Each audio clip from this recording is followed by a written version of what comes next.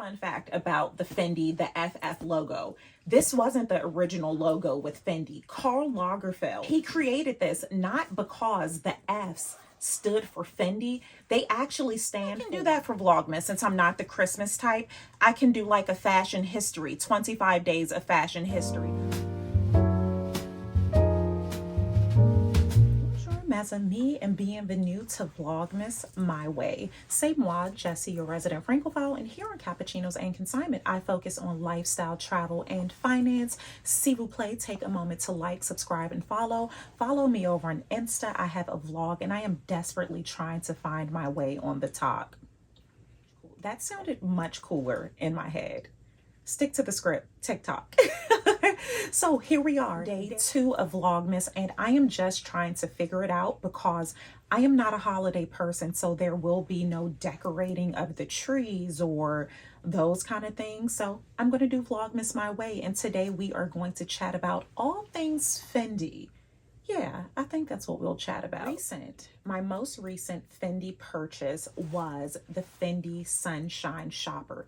I have been obsessed with that bag forever because I'm just obsessed with tote bags, like the bigger the better. And I really wanted like the rich brown. I should have looked up the color before I started doing this, but I have a toddler sleeping, so I have no time to waste. I really wanted that, but I do not baby my bags. If you are new here, if you have never seen any of my vlogs, which I do weekly, and I have to figure out how I'm going to do that during Vlogmas, but if you have never seen any of my weekly vlogs or reels, you do not know that I do not baby my bags. I am so hard on my bags. With the traditional Sunshine Shopper, it is so delicate. So while in Paris, I feel like this was in September, but I just got back from Paris last week. In September, when I was in Paris, I went to finally buy the Sunshine Shopper. When I was in Paris in July, I was going to buy the Sunshine Shopper, but instead I got the Dior book tote. That's a whole other thing. We can chat about that if you want to.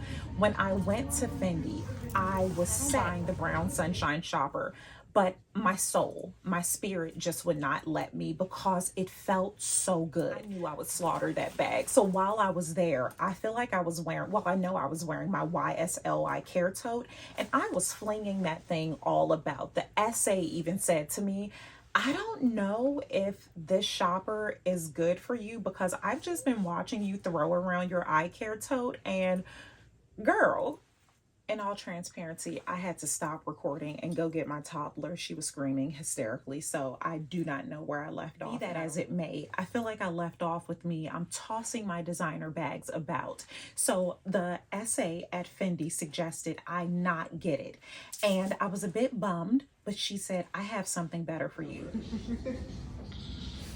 Okay, can you bring it back in?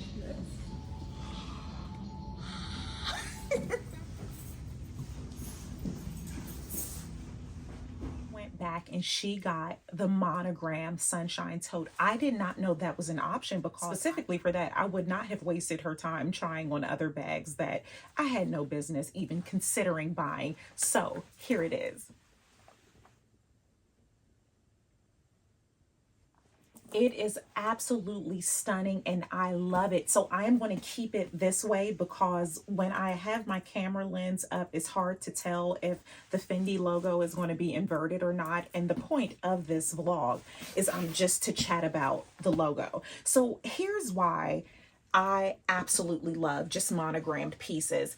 I grew up in the 90s in DC, and I like in most inner cities, during the 90s, just logos were all the rage. And I just remember seeing the MCM, the LV, the Fendi, and I loved it. So even until this day, I feel like I'm pretty conservative with the way I dress, I absolutely love monogram for more reasons than one just being gaudy, the nostalgic aspect of it. And what I love too is that the monogram pieces, in my opinion, are more forgiving for people like moi. If you have children, if you actually use your bags, a little scuff on one of these won't be as noticeable as on other pieces, and it just makes me so happy. I had worn this tote almost every single day since I got it. But what I really love too about monogram pieces, and maybe I should do like a history kind of lesson. Let me know if you all want that, because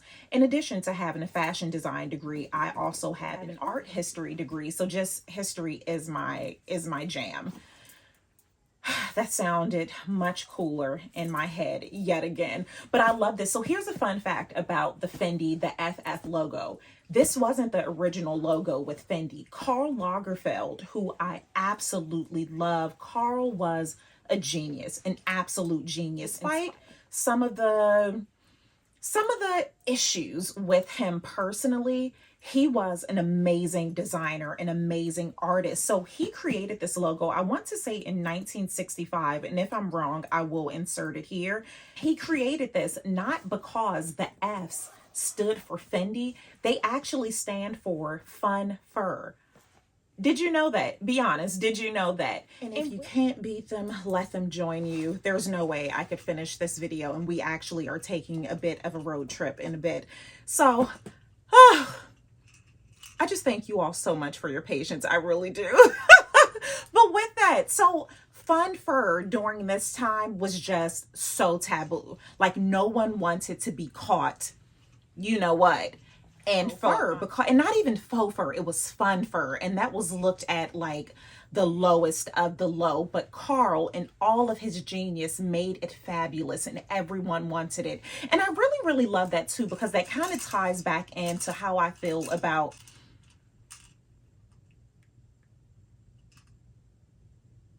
I hope you calling your dada to tell him that mama can't work because the baby. Oh, gee.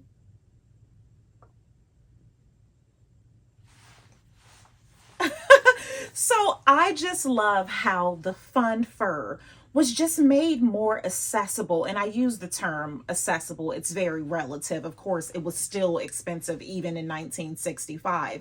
But the point of it was to make it a bit more mainstream, a bit more attainable. So it's so much behind it. And that's just how I feel with a lot of my designer pieces. It's not just about the logo, the name. I love the history of a lot of it. And right now, I don't want to get into the social injustices of those times, because again, there is so much. And if you all are interested in me chatting about that, we can go back to Chanel, because there are dark, not so secrets about the house of Chanel and so many of those designers during the time. And it's important to remember that it wasn't just them. It was, we're not going to go there. We're not. If you're interested in one of those kind of videos, we can have that on another vlog. But I really don't even know where this vlog was going. I just wanted to make sure I did a Vlogmas, and I wanted to chat about my absolutely beloved Fendi Sunshine tote. Like, I love it so much. And the logo, I mean, come on. Fendi prints on. It is just such a classic. And I say that, and one of the things too with monograms and logos that have been around for so long, I feel safe buying those, because I don't ever foresee Fendi getting rid of this logo. You wanna? Okay. I don't ever foresee Fendi getting rid of this logo. They've had some newer ones. It's actually a really nice purse that I saw, and I'll try to insert a picture. I wouldn't buy it because the logo is so new. If you can see just all behind me, I tend to stick to traditional pieces because, one, it stands the test of time. This LV piece, my keep all, that is from 1965. There's no way for you to tell when that purse was made outside of the quality just by looking at it. So I tend to buy pieces that cannot be dated because, again, I'm pretty classic. And then just the cost of things. Like, I don't want to find myself in a space where a designer piece that I purchased for beaucoup money is out of style because it's last season. Like, that's crazy to me. And especially with designers now producing pieces like every 15 minutes, in my opinion, no one inquired about it, but in my opinion, always stick to the classics because they transcend. So Je suis désolée, I have got to end this video because she is causing a ruckus. She has pulled down so much and she is taking full advantage of the fact but I am distracted right now. I thank you all so much. If you have any questions about Fendi, if you would like for me to actually, maybe I can do that for Vlogmas since I'm not the Christmas type. I can do like a fashion history, 25 days of fashion history. Let me know if that is something that you all are interested in, and I can be a bit more organized and I can plan this a bit more properly. C'est la vie, mes amis, and I will see you all, yikes, tomorrow. Ciao for now.